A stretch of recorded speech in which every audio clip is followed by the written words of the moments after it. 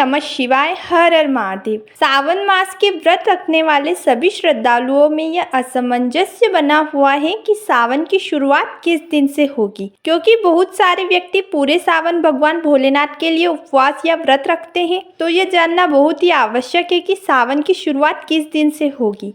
तो आइए जानते हैं। सावन मास के कृष्ण पक्ष की प्रतिपदा तिथि से भगवान शिव को समर्पित पवित्र मास सावन मास की शुरुआत हो जाती है और यह पवित्र महीना भगवान भोलेनाथ को सबसे अधिक प्रिय होता है। ऐसी मान्यता है कि इस पवित्र माह में भगवान शिव को सच्ची भक्ति से केवल एक लोटा जल भी अगर अर्पित किया जाए तो भगवान शिव प्रसन्न होकर अपने भक्तों को सुख, शांति और समृद्धि का आशीर्वाद देते हैं। सावन मास के सोमवार का बहुत अधिक महत्व होता है।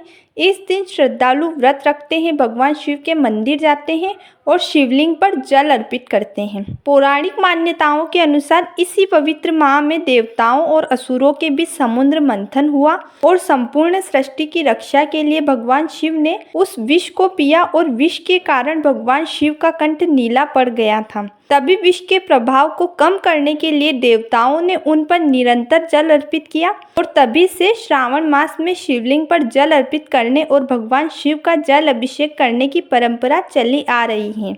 सावन में भगवान शिव के भक्त धूमधाम से कांवड़ यात्राएं लेकर अपने आसपास के किसी शिव मंदिर में जाते हैं और वहां जाकर भगवान शिव का जल अभिषेक करते हैं। और इसी मास में कांवड़ मेला भी प्रारंभ होता है। भगवान शिव का जल अभिषेक और रुद्र अभिषेक भी किया जाता है। मान्यता है कि पार्वती माता ने भी इसी पवित्र मास में भगवान शिव को पति रूप में प्राप्त करने के लिए अनेक जन्मों तक कठोर तपस्या की, व्रत आदि किए, जिसका फल उन्हें श्रावण मास में ही मिला था। आइए जानते हैं इस बार सावन मास कब से कब तक रहेगा, इस बार कुल कितने सावन सोमवार आएंगे, व्रत रखने वाले सभी व्यक्तियों को व्रत में क्या क्या नियम रखने चाहिए, सावन मास में क्या क्या मुख्य त्योहार और व्रत आएंगे। इन सारे सवालों के जवाब मैं आपको इस वीडियो में देने वाली हूं, तो वीडियो को पूरा जरूर देखें। और अगर आपको यह वीडियो पसंद आए तो वीडियो को लाइक करें और चैनल को सब्सक्राइब जरूर करें। इस बार सावन पूर्णिमा का प्रारंभ होगा 28 जुलाई दिन मंगलवार शाम 6:19 पर और पूर्णिमा तिथि का समापन होगा 29 जुलाई दिन बुधवार को रात 8:05 पर। उदया तिथि के अनुसार पूर्णिमा का स्नान दान और व्रत 29 जुलाई को ही रहेगा और पवित्र सावन मास की शुरुआत भी 29 जुलाई को ही होगी। इस बार प्रतिपदा तिथि का प्रारंभ होगा 29 जुलाई दिन बुधवार को रात 8:05 पर और प्रतिपदा तिथि का समापन होगा 30 जुलाई दिन गुरुवार को रात 9:30 पर। उदया तिथि के अनुसार 30 जुलाई दिन गुरुवार से सावन मास का प्रारंभ होगा और सावन मास की समाप्ति होगी 28 अगस्त दिन शुक्रवार को। रक्षाबंधन के त्योहार वाले दिन सावन मास की समाप्ति। इस बार सावन में कुल 4 सोमवार आएंगे। हिंदी पंचांग के अनुसार सावन का पहला सोमवार 3 अगस्त को रहेगा। हिंदी ज्योतिष शास्त्र के मुताबिक इस बार सावन के पहले सोमवार के दिन उत्तरा भाद्रपद और रेवती नक्षत्र का प्रभाव रहेगा और साथ ही सुकर्मा योग और धृति योग का अद्भुत संयोग भी बन रहा है, जिसे भगवान शिव की पूजा और आराधना करने के लिए काफी फलदायी और शुभ माना जाता है। ब्रह्मा मुहूर्त सुबह 4:15 से 5 बजे तक रहेगा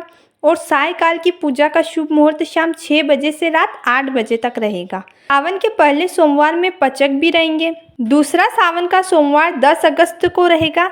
इस दिन सावन का दूसरा सोमवार होने के साथ साथ सावन मास के कृष्ण पक्ष का सोम प्रदोष व्रत भी रहेगा। एक अत्यंत दुर्लभ और पवित्र महासंयोग लेकर आ रहा है। इस दिन शिव आराधना करने से दोनों व्रतों का दुगना पुण्य फल आपको प्राप्त होगा। तीसरा सावन का सोमवार 17 अगस्त को आएगा और इस दिन नाग पंचमी भी रहेगी। यह भी एक विशेष सोमवार होने वाला है। सावन का चौथा सोमवार और अंतिम सोमवार का व्रत 24 अगस्त को रहेगा। इस दिन सावन मास के शुक्ल पक्ष की एकादशी, जो कि सावन पुत्रिता एकादशी होती है, वह भी रहेगी। एकादशी का व्रत और सावन का सोमवार दोनों का संयोग साथ में हो रहा है। इस दिन सावन का व्रत भी रहेगा और एकादशी का जो भी उपवास करते हैं वह भी रहेगा। यह थी सावन सोमवार की जानकारी।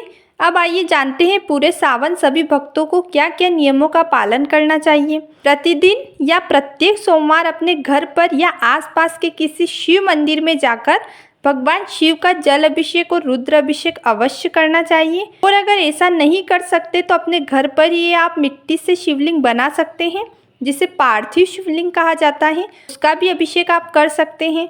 सोमवार के दिन जल अभिषेक करने के बाद मंगलवार को सुबह उस पार्थिव शिवलिंग का आप विसर्जन करें। लिंग पर जल, गंगाजल, दूध, बेलपत्र, आक के फूल, धतूरा और सफेद चंदन अर्पित करना शुभ माना जाता है। बहुत सारे व्यक्ति पूरे सावन भी स्नान करते हैं, तो यह पूजा आप रोज भी कर सकते हैं। ज़्यादा से ज़्यादा ओम नमः शिवाय मंत्र का जाप आपको करना है।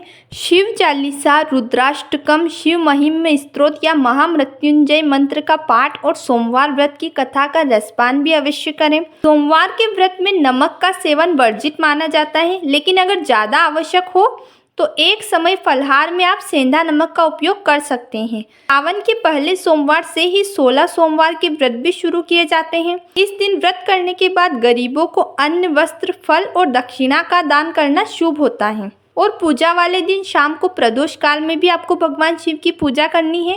लेकिन अगर आप कहीं बाहर ट्रेवल कर रहे हैं या फिर आपके पीरियड से चल रहे हैं तो आप मानसिक रूप से भी भगवान शिव की आराधना कर सकते हैं। बस पीरियड्स में आने वाले व्रतों को नहीं गिना जाता है, लेकिन आप व्रत न तोड़ें। बस खुद से पूजा ना करके अपने घर के किसी सदस्य से पूजा करवा सकते हैं। कहा जाता है कि अगर कुंवारी लड़कियां इस दिन श्रद्धा से सोमवार का व्रत करें और भगवान शिव की पूजा करें तो उन्हें मन चाहा वर प्राप्त हो जाता है। यह थी आज की जानकारी। आशा करती हूँ आपको पसंद आएगी।